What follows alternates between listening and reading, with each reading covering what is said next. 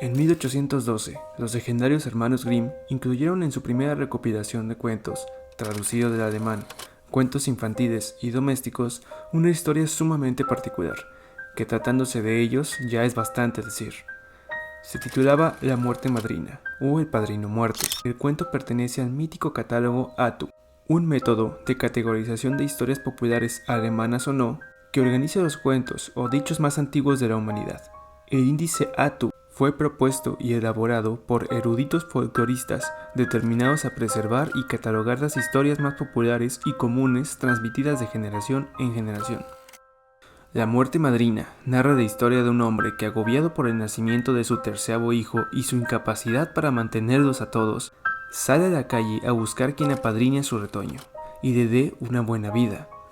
Tras 2 encuentros sobrenaturales con 2 famosos personajes, es finalmente la encarnación de la muerte misma quien resulta elegida como madrina del 13º hijo de aquel desgraciado hombre. Al crecer el niño, de su madrina recibiría un regalo, una poderosa hierba que le daría la facultad de sanar a los enfermos. Más tarde, en 1950, un enigmático personaje de la literatura mexicana alcanzaría cierta notoriedad con un escrito fantástico que narraba las desdichadas desventuras de un pobre leñador, cabeza de una familia numerosa y su descorazonador sueño de comer un pavo asado en completa soledad. El tercer invitado, o Macario, está entre los relatos más populares de Bruno Traven, si es que ese fuera su nombre, pues el autor se valió de múltiples seudónimos para mantener su anonimato, o por lo menos esa es la teoría más aceptada. El libro, así como su escritor, se encuentra sumido en un misticismo muy interesante, que lo ha convertido en un tema de intensa fascinación para muchísimos lectores, desde el verdadero origen del mito de Macario hasta la identidad de su creador. El día de hoy analizaremos este fascinante libro mexicano, las circunstancias de su origen y su poderoso mensaje que permanece vigente al día de hoy.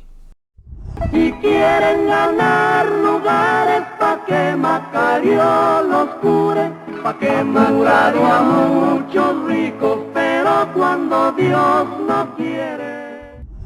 Aquí dejo una necesaria alerta de spoilers. Capítulo 1. La nacionalidad de la muerte. Como vimos antes, el mito de Macario y la muerte fue algo que se concibió muchísimo antes de su publicación. De hecho, no sería correcto asumir que nació en 1812 con la recopilación de los hermanos Grimm. El mito del ahijado de la muerte pertenece a un grupo de historias que muy seguramente conoces. Y es que si el nombre Grimm resuena en tu mente es porque este lleva consigo la titularidad de un sinfín de historias que forman ya parte del consciente colectivo. Blancanieves, La Cenicienta, Caperucita Roja, Rapunzel, Hansel y Gretel, La Bella Durmiente y básicamente todo el elenco de las películas de Shrek fueron recopiladas por los hermanos Grimm en distintas entregas. Y ahí está la clave de todo, pues este dúo de folcloristas se dio la tarea de recopilar muchos de estos cuentos que se usaban para impartir sabiduría en los más jóvenes. Por eso, todas estas narraciones están dotadas de moralejas concisas, o para ser honesto con ustedes, muchas veces macabras y muy oscuras. Ya hay bastantes videos narrando los verdaderos finales o versiones originales de distintos cuentos famosos, pero la realidad es que no hay como tal una versión original o canon de este tipo de historias, pues se trata de narraciones que fueron heredadas por múltiples generaciones y culturas, permeando lentamente en el folclore de distintas partes del mundo. La muerte madrina es pues solo la versión alemana de esta historia, pero así como esta podemos encontrar múltiples variantes de la misma. La versión austriaca, Dr. Ursenbeck, médico de la muerte. La noruega, el niño del barril de cerveza. La italiana, el hombre justo. La versión polaca, titulada Tres lámparas, o una de las más importantes historias del tradicional rakugo japonés, Shinigami. Todas estas dotadas de la misma esencia, un encuentro con la muerte y o demonios como en la versión japonesa, y un poderoso don que se vuelve en contra del protagonista al final del relato. Me parece sumamente importante abordar el tema de la originalidad en el cuento de Macario, pues pareciera que esto le quita mérito a la historia de V. Traven, pero a mí me parece todo lo contrario. Como ya vimos antes, este relato, como muchos, ha sido contado de muchísimas maneras a lo largo de la historia. Sería una tarea sumamente complicada intentar hallar el origen del mismo. Considerando que Traven era presuntamente alemán, muy seguramente conocía ya de la aportación de los hermanos Grimm, y aunque la premisa es la misma, la realidad es que Traven dotó de alma el relato, tropicalizando la historia a tal punto que el mito de Macario resuena de forma intensa e íntima con el lector mexicano. Por todo lo explicado antes, no podemos tomar la historia de Macario como un plagio de los hermanos Grimm, así como no podemos tomar Shrek como el festival del plagio. Son historias antiquísimas que han pasado por infinidad de cambios y adaptaciones, y sin lugar a dudas lo seguirán haciendo por mucho tiempo más. Habiendo resuelto la miniatura del video, podemos pasar a algo mucho más importante. ¿Qué hace tan especial la historia de Macario? Capítulo 2. Traven vs Grimm.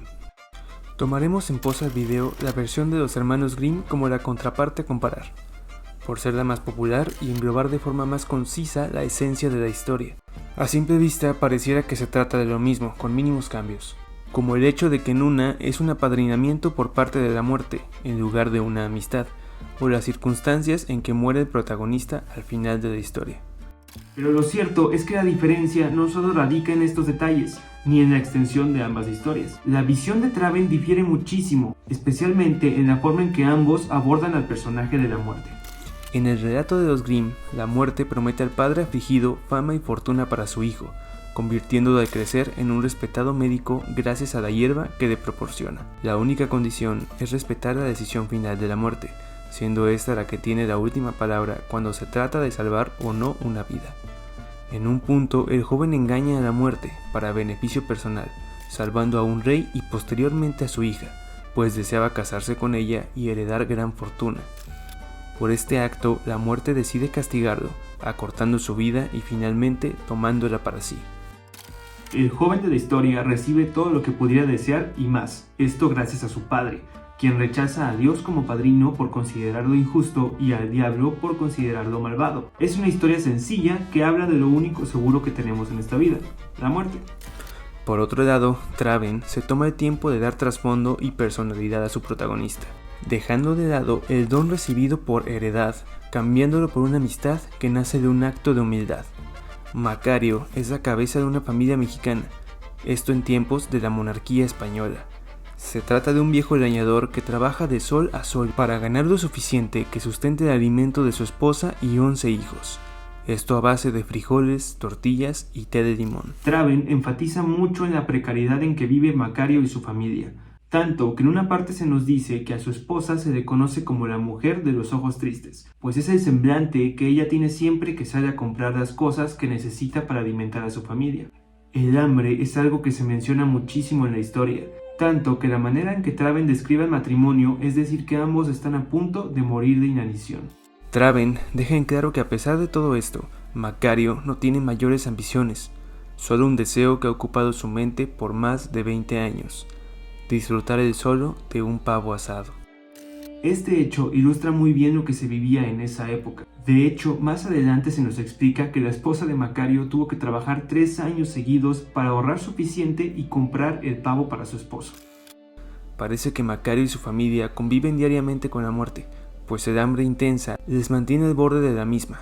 De esta manera, el anhelo de Macario toma un sentido distinto, pues no se trata solo de un capricho, es más un deseo de sentir algo que no ha sentido en toda su vida, saciedad, un descanso de la carrera diaria por sobrevivir. De ahí una de las citas más miserables y fuertes del libro. Yo bien sé lo que es tener hambre, no he tenido otra cosa en toda mi vida. Luego de que su esposa cumple su más grande deseo, Macario se va al bosque para vivir su anhelo de años, así como en la versión de los Grimm recibe la visita de 2 figuras, en este caso se trata de Jesucristo y el diablo. Ambos piden una porción de pavo, ambos expresan hambre y cada cual expone sus razones. Ambos ofrecen algo a cambio, pero Macario se niega a compartir. Al diablo lo rechaza por ser un ser rico, sin necesidad de pedirle a un campesino como él. Y a Jesús le niega bocado por respeto a su esposa y el esfuerzo que hizo por cumplirle aquel deseo. Antes de que pudiera siquiera probar el delicioso pavo, un tercer visitante se aproxima al viejo leñador. Ay, compadre, tengo hambre, muchísima hambre. El libro describe que Macario no sintió miedo al ver a la muerte, aún con su aspecto prácticamente cadavérico. Sin pensarlo mucho, Macario le ofrece la otra mitad de su pavo, y me parece que no deberíamos dejar pasar esta interacción entre ambos personajes. Pues a sus primeros dos visitantes, Macario les habla como autoridades, con el respeto y trato que le daría a alguien con mayor clase social que él. Sin embargo, a la muerte le llama compadre, y no me parece que sea solo de manera amistosa. La muerte es prácticamente un miembro de la familia de Macario, el padrino de sus hambrientos hijos y el acompañante perpetuo de sus tardes y noches. Ambos conversan mientras comparten el pavo, y al preguntar a Macario por qué decidió compartir su festín solo con él, este confiesa que al verle sabía que su tiempo había terminado y que no podía disfrutar ni siquiera de un bocado de su pavo, así que dividió el ave, para que, mientras la muerte comía su mitad, él pudiera aprovechar y comer la suya.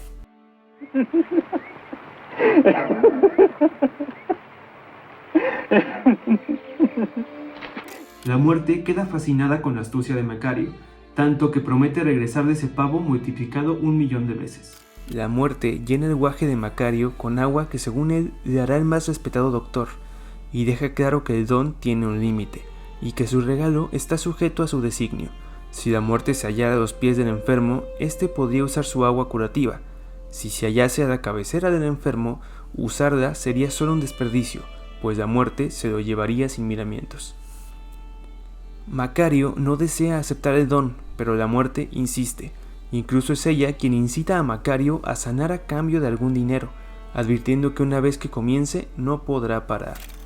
Macario acepta el regalo por respeto a su compadre, argumentando que, pues, para algo ha de servir. Si algún miembro de su familia llegase a enfermar, lo podría utilizar, y sería justamente uno de sus hijos quien tomaría el lugar del primer paciente de Macario. Este daría una dosis generosa de agua a su hijo, a pesar de que la muerte le explicara que bastaba tan solo con una gota, dejando nuevamente claro que Macario no busca nada más que el bienestar de su familia, no quiere fama o más de lo que necesita para vivir. Pero así como predijo la muerte, después de sanar a su hijo, se correría la voz y pronto Macario se haría de gran fama y fortuna por sus talentos como médico. Hasta aquí ya se trata de una historia totalmente diferente, quizá con situaciones similares, pero me atrevería a decir que la esencia ya es otra. Mientras que la historia recopilada por los Grimm nos habla de las consecuencias de la ambición desmedida y egoísta, Macario trata temas como la escasez, la brecha abismal entre clases sociales, la meritocracia, lo fugaz de la vida y entre muchas otras cosas. Traven entendió y dibujó la vida de un campesino mexicano que recibe, como la misma muerte dice, la oportunidad que nunca le dieron. Hola, hago una pequeña pausa en el video para recordarte que estoy haciendo una convocatoria para historias de terror que contaremos aquí en el canal el mes de octubre.